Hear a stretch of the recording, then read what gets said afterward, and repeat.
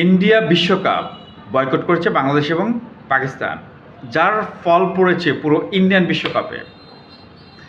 এত বড় একটা টুর্নামেন্ট আয়োজন করার পরও তারা ক্রিকেট মাঠে দর্শক নিয়ে আসতে পারছে না। বিশেষ করে ইডেন গার্ডেন্সে যে সকল দলের অর্থাৎ ম্যাচ অনুষ্ঠিত হচ্ছে সেখানে একেবারে ফাঁকা দর্শক এবং গ্যালারি দর্শক শূন্য হয়ে পড়েছে।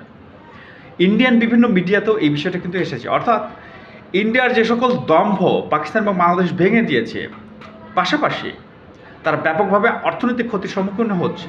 বিশেষ করে বিশ্বকাপকে কেন্দ্র করে যে সকল ব্যবসায়ী বিভিন্ন ধরনের ব্যবসার প্ল্যান করে রেখেছিল, সে সকল ব্যবসায়ী কিন্তু মাথায় হাত, এবং তারা বিদ্রোহ করছে।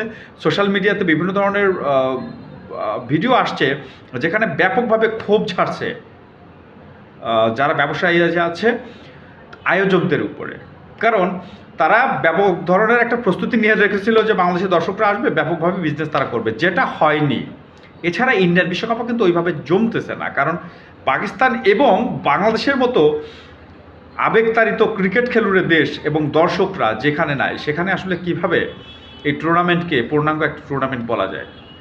সুতরাং দিন শেষে ভারতের দম্ভ সাথে অর্থনৈতিক ক্ষতি দুটারই সম্মুখীন হয়েছে ভারত। ধন্যবাদ ভারত, আর শুভকামনা বাংলাদেশ এবং পাকিস্তানের জন্য। ভালো লাগলে অবশ্যই সাবস্ক্রাইব করবেন।